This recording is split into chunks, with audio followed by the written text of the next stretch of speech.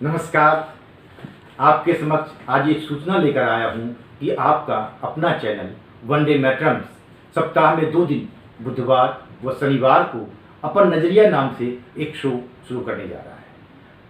पहली कड़ी के लिए कोरोना विषय को चुना गया है ताकि इस सवाल का पता लगाया जा सके कि लाइलाज कही जाने वाली इस बीमारी का इलाज आखिर क्या है।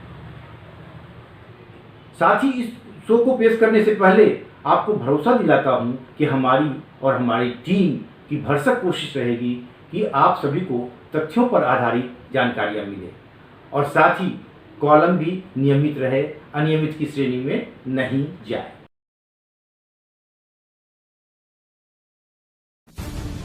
कोरोना को मात कैसे दें, आइए जानते हैं। ग्रीन, ऑरेंज व रेड जोन में ना उलझें, बढ़ाएं इम्यूनिटी।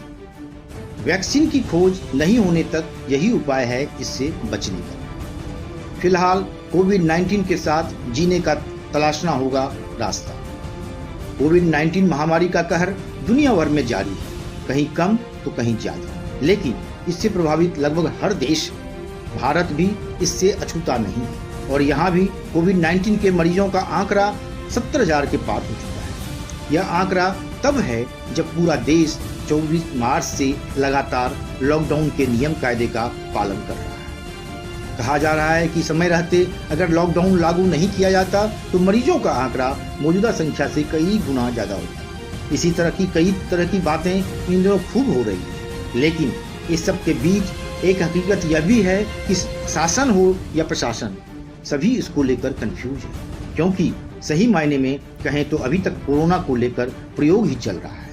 कुछ भी करने को उनके पास अधिकृत लाइन ऑफ ट्रीटमेंट नहीं। दूसरे शब्दों में कहें तो कोविड-19 एक है, लेकिन हर देश में अलग अलग ट्रीटमेंट से मरीजों को ठीक किए जाने का दावा किया जा रहा है। यानी सबके अपने अपने दावे, और इन दावों में कितनी सच्चाई है इस पर विश्व स्वास्थ्य संगठन के मुहर लगने के बाद ही पता चलेगा। विश्व स्वास्थ्य संगठन के मुखिया डायरेक्टर जनरल भी कह चुके हैं कि उनके पास कोविड-19 के ट्रीटमेंट को लेकर जो दावे किए जा रहे हैं उस पर संगठन नजर रखे हुए है, लेकिन अभी तक ऐसा कोई ट्रीटमेंट नहीं मिल पाया है जिस पर आधिकारिक रूप से स्वीकृति दी जा सके। हम सब के बीच एक बात तेजी से सामने आ रही है कि क्वारंटाइन, आइसोलेशन में रहने के बाद शरीर खुद को इस वायरस से लड़ने को तैयार हो जाता है।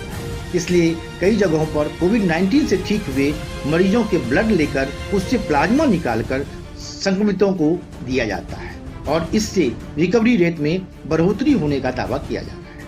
लेकिन इस पर भी अभी तक विश्व स्वास्थ्य संगठन की मुहर नहीं लगी, इसलिए इसे भी अधिकृत ट्रीटमेंट की श्रेणी में नहीं डाला जा सकता। इन सभी बातों को ध्यान में रखकर ही शुरू में हमने कंफ्यूजन की बात की थी और शायद आप सब भी महसूस कर रहे होंगे कि फिलहाल कोई ट्रीटमेंट नहीं है और अभी प्रयोग यानी ट्रायल का ही दौर चल रहा है। इसी कड़ी में एक बात और बता दूं कि रेड, ऑरेंज और ग्रीन जोन बनाकर सीमित रूप से लॉकडाउन को जो खोला जा रहा है वह टेस्टिंग फेज है।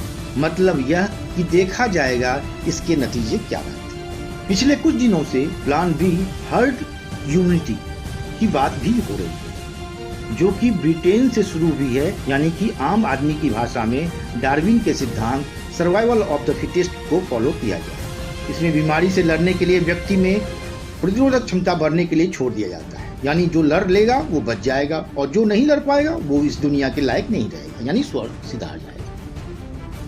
एक आंकड़े के मुताबिक भारत में 10-12 करोड़ 60 साल या उससे ज्यादा उम्र के बुजुर्ग हैं और लगभग इतने ही मधुमेह और हार्ट के मरीज भी, यानी कुल मिलाकर प्लान बी में 20 से 25 करोड़ आबादी को उनके हाल पर छोड़ने की योजना है।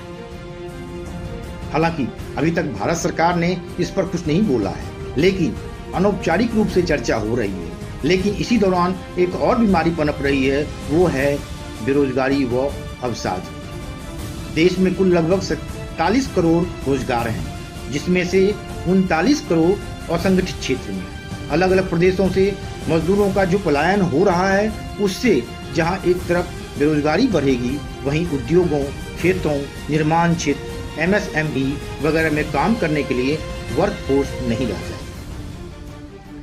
कुल मिलाकर इस महामारी ने इंसान को एक ऐसे मोड़ पर लाकर खड़ा कर दिया है कि वह इस भय और दहशत में जी रहा है कि नौकरी व व्यवसाय बचेगा कि नहीं। और नहीं बचेगा तो परिवार कैसे पालेंगे। ऐसा माहौल किसी भी देश व राज्य के लिए अच्छा नहीं है। भारत फिलहाल कोविड-19 के साथ साथ इंसान के डर के माहौल का भी सामना कर रहा है। हमें सबसे पहले इनके डर को खत्म करना होगा, जो आसान नहीं है। सरकार के समक्ष यह सबसे बड़ी चुनौती है और देखने वाली बात है कि उस चुनौती को सरकार स्वीकार कर सार्थक कदम उठाती है या फिर उन सभी को उनके हाल पर ही छोड़ देती है। अगर दूसरी बात यानी लोगों को उनके हाल पर ही छोड़ती है तो यह कोविड महामारी से भी बढ़कर महामारी होगी, जिसे संभाल पाना मुश्किल है।